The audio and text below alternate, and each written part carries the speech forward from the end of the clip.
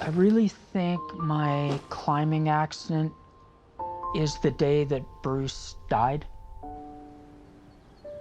It was a choice of live authentically or knowingly with full consciousness live a life of a lie.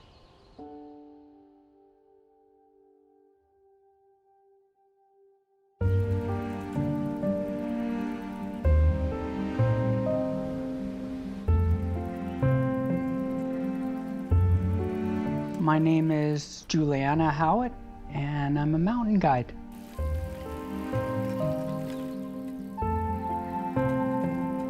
When I was a kid, I gave myself the name Julianna. It was a name I wished I had been given, but I kept it in secret my whole life up until a few years ago. I was born in December of 1959 in Edmonton, Alberta. I was assigned male at birth and given the name Bruce Robert. When I was 6 years old, I remember feeling like I should be my sister, and it didn't make sense.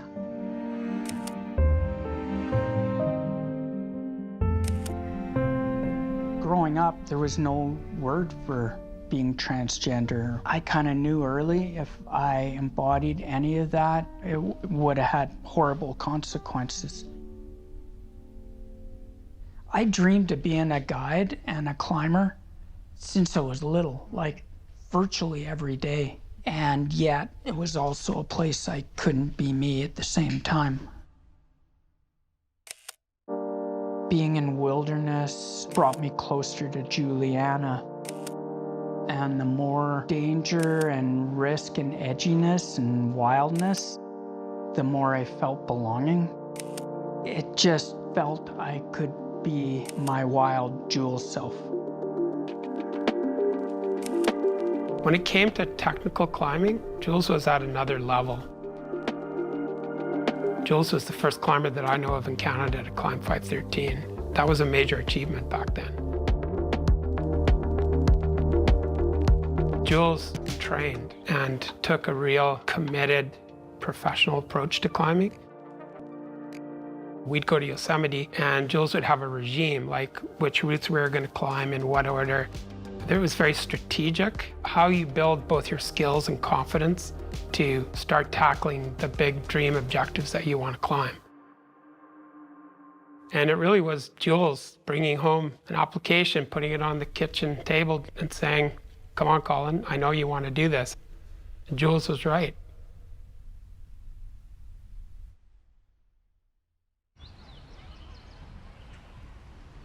We worked together with a crew developing the back of the lake, which is a premier climbing area now. I wrote this guidebook with Colin Zacharias. We had so much fun writing this, making fun of each other. I think it was written in a bar, actually. We kind of had this corporate identity called OFC Enterprises, short for Out of Control Enterprises. Colin is like a lot of friends I have in my life, where I'm the one that comes up with ridiculous, dumb ideas, and my friends are kind of the voice of reason and are co-conspirators at the same time. I just went along with every harebrained scheme, but there was always an underlying element of fun to it. And Jules was a total instigator, getting guides to come to the back of the lake and sweep off all the ledges and throw rocks down and do big cleanup missions to make it a safer place to climb. We all work together on these projects, but it still takes somebody to get it going. So I think Jules is pretty instrumental there. This area was really important to me. For my group of friends and I, it was a playground of really solid rock, overhanging, and we had so much fun putting up roots. I'm here with my son Shep, who's a guide and climber. Shep is trying to do the routes I put up. We'll see how he does.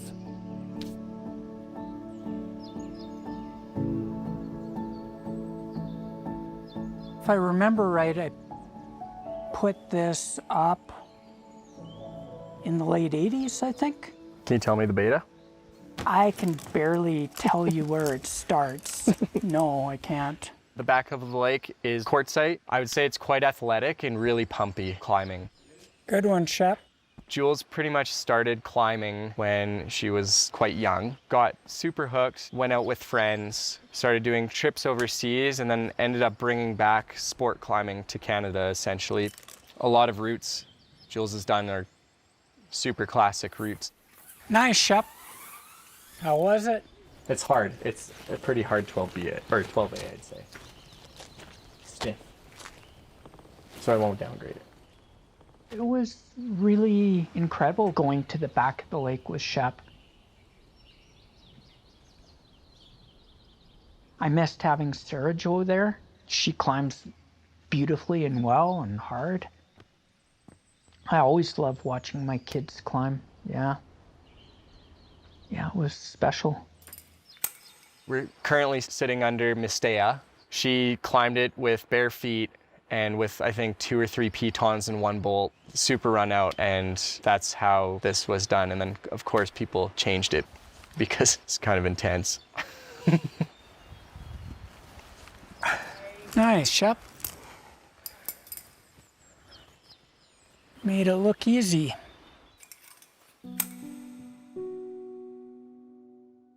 A lot of times I fell in love with the Bruce identity. At times could almost forget who I really was. I could have a sassy, confident swagger, but underneath that, no, I didn't feel secure. I believe that to even be a little bit of who I was in the mountain guiding culture would have ended the career. I don't think it was survivable in those days.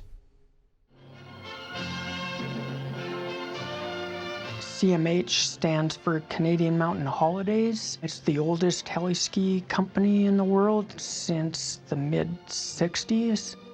In 1977, Gamoser and crew manned a small outpost in the northern Purcells, not far from the Bugaboos, penetrating still another mountain range in British Columbia. The operation would be called the Bobby Burns. And along with the fantastic skiing in the northern part of the Purcell Range, this area allows access to what could be the best mountains in the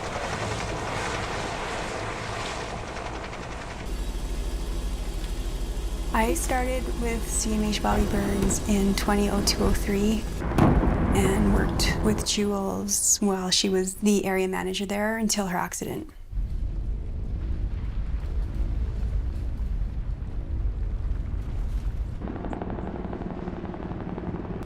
She was already someone I looked up to. I had started climbing a couple years prior in Lake Louise and saw her name all over the guidebooks.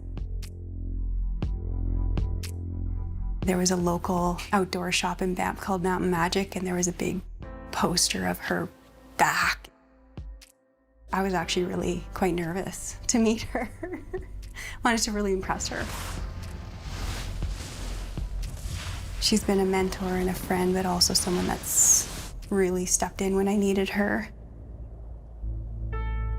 I spent the bulk of my career working at the Bobby Burns operation. I was lucky to have that experience. I rolled in as this young guide that really didn't know anything, and the vibe and the culture that Jules created when she was the area manager here. It was a really cool environment for learning, and Jules really drove that at that time. Jules has made probably some of the biggest impact, developing the climbing, mountaineering programs, the first Via Ferratas, some of the zip line programs, our ropes courses. That's a testament to that bit of culture, that openness, that willingness to try new things. You didn't go for my rappel into the canyon idea. No, that was a dumb You idea. didn't go for my ferry across the rapids idea. Jules would sort of come up with these harebrained ideas that are absolutely out there. I kind of looked at it as like, okay, how do we make this idea a reality? I have to admit, it was a lot of fun. For me to see Jules, it's almost like not skipping a beat. The river rafting thing, and then Steve fell in the river. You remember that? Yeah. How's your back doing? Kind of okay. How's Shepard doing? He's pretty good. He's got one exam left. Yeah. I mean, it hasn't been easy with me. Yeah. I worked at the Bobby Burns Lodge for 24 years. It was my home. I loved it there. Being back likely for the last time is really hard, can't lie. It's awkward as heck. I was welcomed with open arms by so many people, and yet there's a certain look I've become familiar with. Yeah, I don't know how to describe it, but it touches to what I always feared. If people knew who I really was, I wouldn't fit in. Staying Bruce was hard, but it felt like the only way I could survive. If I came out as Julianna, I would be totally exposed in a big storm, and everything I loved was at risk. I still feel that storm today. Jules never truly shared the gender side of herself, really, with any of us. And looking back, I'm not surprised in some ways. If I'm Jules and trying to make my way in that industry, it's like that would be terrifying. I get asked all the time, why I didn't come out as Julianna years ago. It was a tangle of shame and conditioning and an intolerant world. You can feel the energy as a trans person when you're being talked about behind closed doors and when you're a joke. I feel like at the organizational level, there's a real effort to become more diverse, inclusive, and welcoming. There are all kinds of amazing, beautiful people in guiding organizations making a big effort, but at the ground level, there's still resistance. And until there's a momentum from the large group of guides, I don't know how change is going to happen.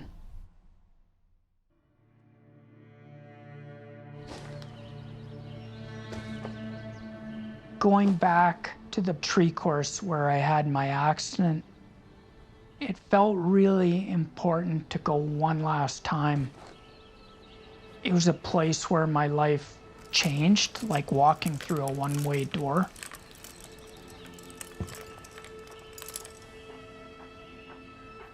I remember Jules' accident like it was yesterday. It was really hard because she was just gone. It ended her career at the Burns as the area manager.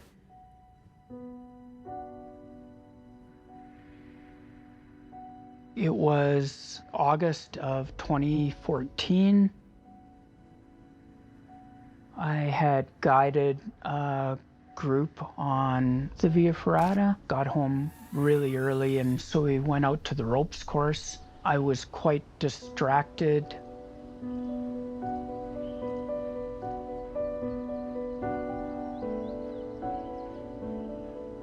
I helped do this mini rescue on someone that wasn't in my group. I'm not sure what I did with the rope, but I was rappelling down and leaned back and dropped.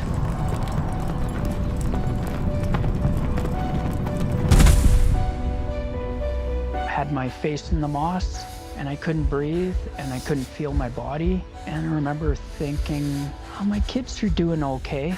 Just let go.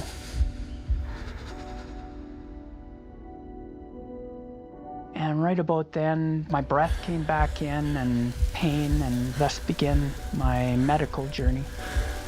Biggest injury was I had a burst fracture of my L1 vertebrae, some spinal cord damage, broken neck. I had some pelvis injuries, a broken leg, broken ankle, my organ shut down. I had some spinal cord issues, which I still have, and it was a long recovery. She should not have survived that. You know, a mountain guide with 30 years, and then you just make one mistake and changes your entire life and everyone around you. I was actually climbing, and I was halfway up this route, answered my phone midway up the climb. It happened to be my dad phoning from the ambulance, and all that she was saying was, "I'm fine, don't worry about me, I'm fine." Hopped in the car, drove to Calgary, I think in under 4 hours. I was going pretty quick. My kids were young, in their teens at the time. Shep was the grown-up in the room, taking care of people. He was like a rock. Can't even give words to how important they were in my life.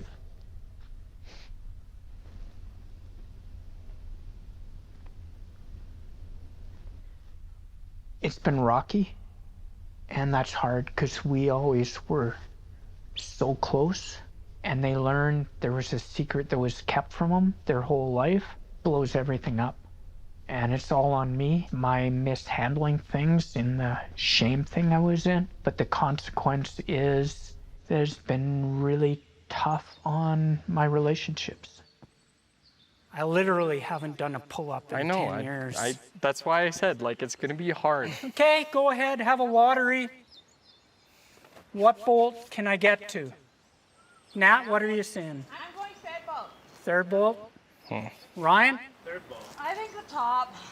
I don't wanna be a dick, but I think it's gonna be right there. The first bolt? Yeah. Oh yeah, you might win. It's hard, it's like a hard move. Is it? Kinda.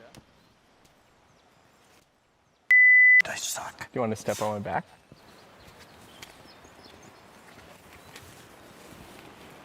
I got you really good. Okay, can you just take? You were right. Yeah, there you go. There it is.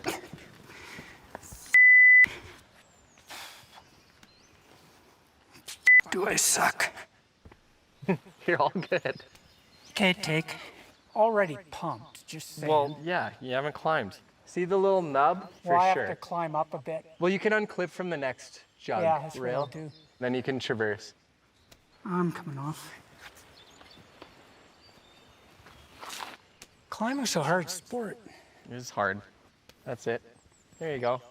Yeah, and straight up into that thing, the big rock, is a jug. Yeah, and the next one up is even better. There you go. And curl your left hand around the upper one. Yeah, there you go. Okay, take there. Florina, you want to clean this? Yeah. Thanks. It's really supportive and nice. You're all good. Growing up, every day, every night, I dreamed of being a climber, being a guide, living and working in wild places. Have fun. Thanks. And it wasn't like a distant goal. It was me. I thought about this route because I knew it so well, and it was so easy for me. I mean, I knew I'd get pumped and, you know, flail a bit, but oh my God. Yeah, I didn't know that part of me, it was that dead. And it is, that one's dead.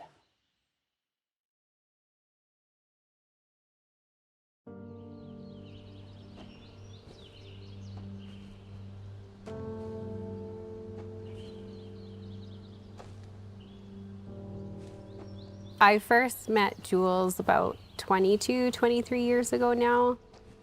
I would say our friendship, we've had many iterations of relationship. I was thinking about that, just like how much we've been through in our lives, where you can always pick up the phone and it doesn't matter how long it's been. You're right there. It's almost like that spark kind of left her after that accident, because it was a huge shift in ability, managing chronic pain, identity. Psychologically, I was in a good space. I kind of thought, well, whatever happens, I'll deal with it. It'll be a new challenge. If I can't walk, I'll figure it out. Physically, I improved to a certain point, but a year later, I was still pretty messed up. I went from being the manager of Bobby Burns to a couple years later being in charge of mountain safety for 12 operations and 175 guides. I think it's a lot of weight on the safety manager's shoulders. You're constantly worried that there's going to be an accident. And then when there is an accident, you're right there in the trenches. I think it's a really difficult position to be in. We're just now kind of figuring out that a lot of people have slipped through the cracks with PTSD in the industry. And a lot of people are still suffering.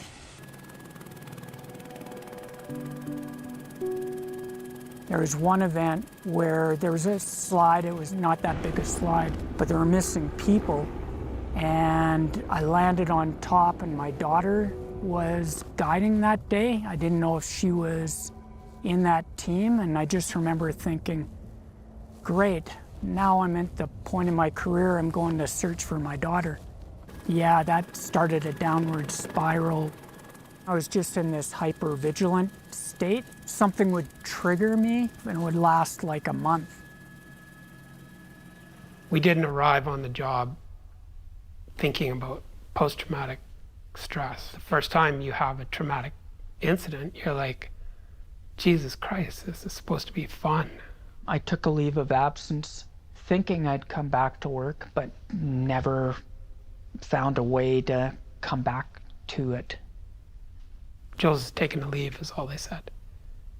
They didn't say why or what the circumstance was. And so I wasn't aware that it had been getting worse. And so I feel bad about that.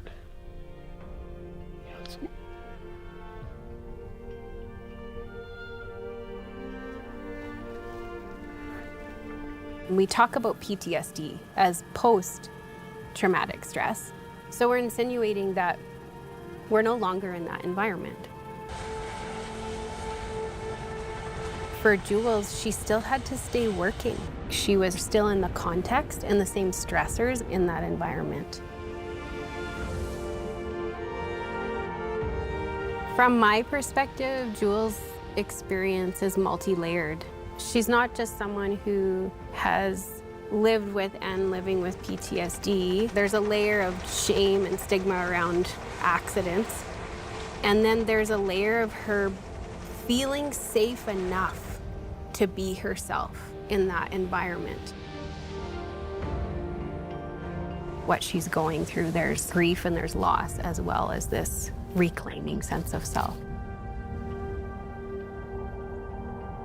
There's a part of me that innately knows that maybe being a guide, being a climber, at least in the way I used to be, that trying to hold on to that is also holding me back from being Julianna.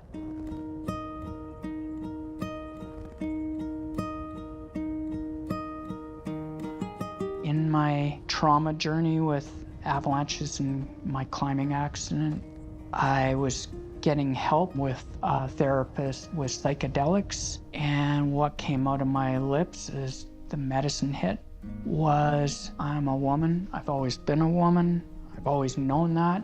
It was this crazy feeling of, I have to live it.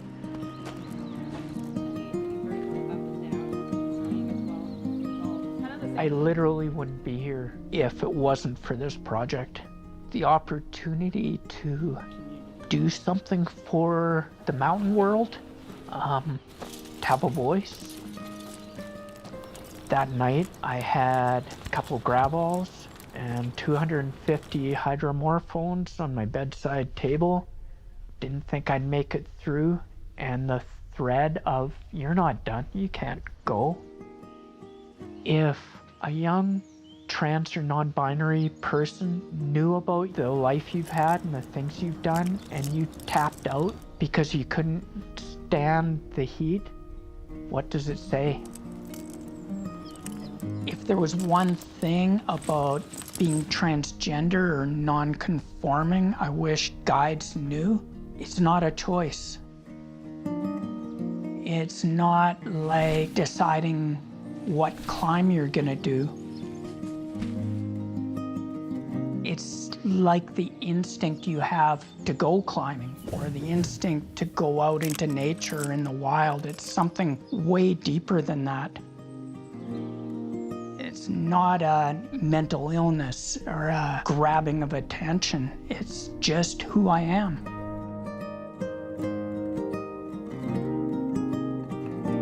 When people call me Julianna, it touches me in the heart.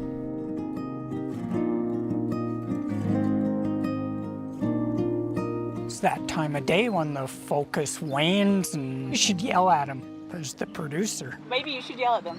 No, I don't have that power, but you do.